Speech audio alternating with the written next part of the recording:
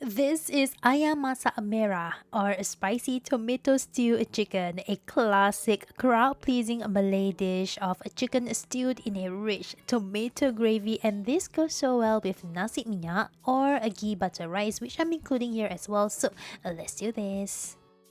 First, let me chop up some tomatoes. Even though it is a tomato-based stew, we're not actually using that much tomatoes really, but feel free to use more if you really love tomatoes. This is a more traditional, special occasion version that's served at weddings or during Eid, and there's not as much tomatoes used actually.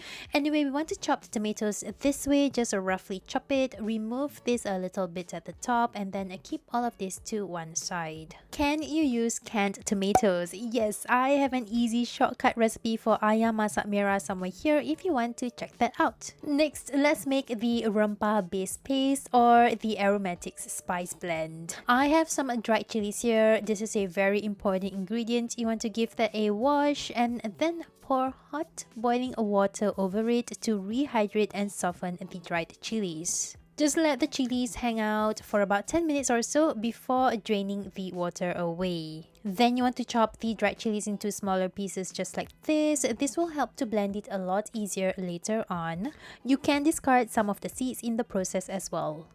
Alternatively, you can just use dried chili paste. I always have this in my fridge and you should too. This is what dried chili paste looks like. We'll be using lemongrass to just the inner core. So peel the tough outer layers just like this and then chop off this bottom root, and then we just need this white inner core. Slice it thinly and keep this to one side.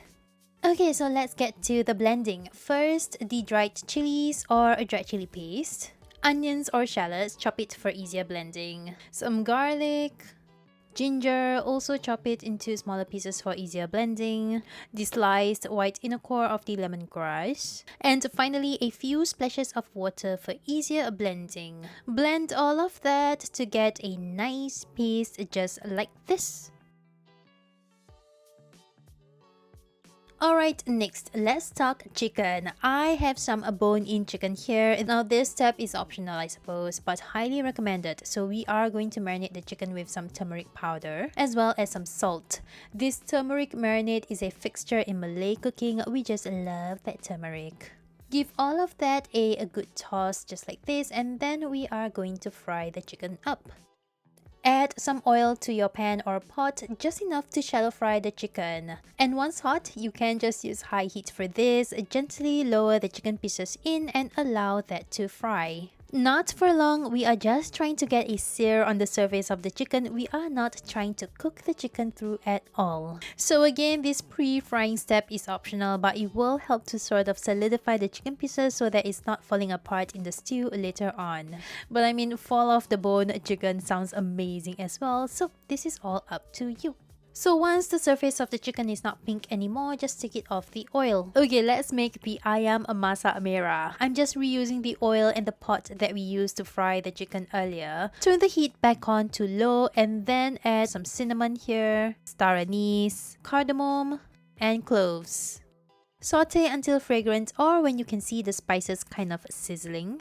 Then add the blended spice base from earlier. And you want to continuously stir the rempah in the oil over low to medium heat or until the oil splits. This is when the paste emulsifies and turns a darker shade of red, and the surrounding oil has turned red as well. So something like this. Toss in the chopped tomatoes next.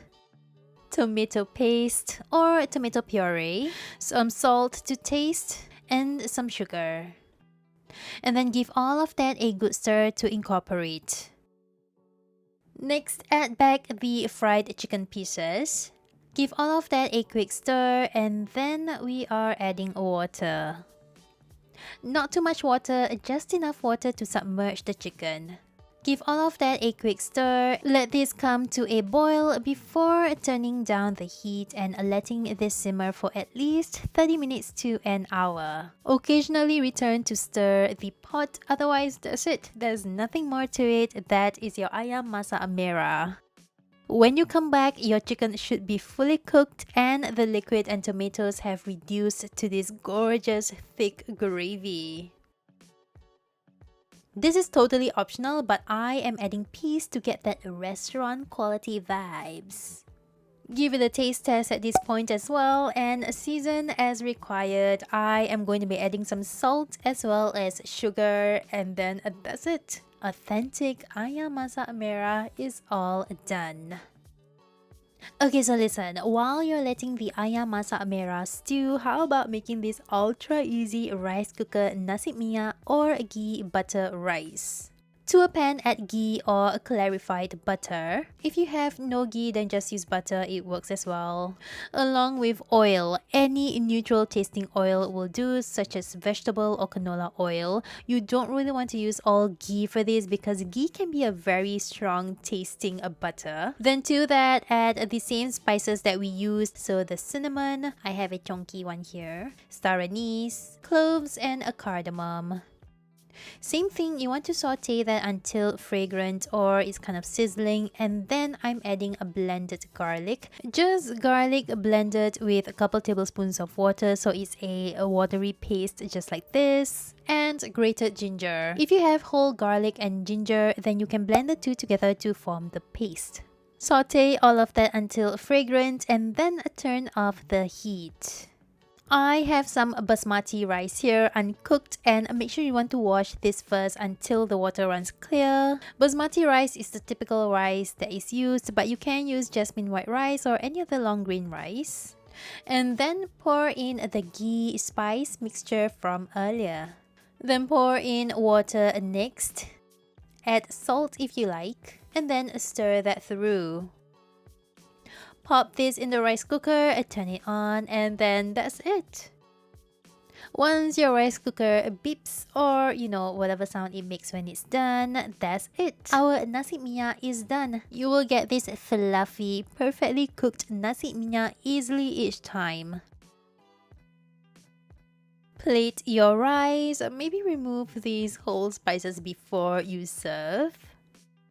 And then scoop on that deliciously rich and creamy Ayam Masak Merah. And I also love to serve this with some acar nyonya or pickled spiced vegetables just to complete the meal. Give it a sprinkling of fried shallots and cilantro. And that's our ultra easy set to impress Ayam Masak Merah and Nasi Minyak. I hope you give this classic easy Malay dish a go, and bye! If you love this Ayam Masak Merah, I bet you will love this next.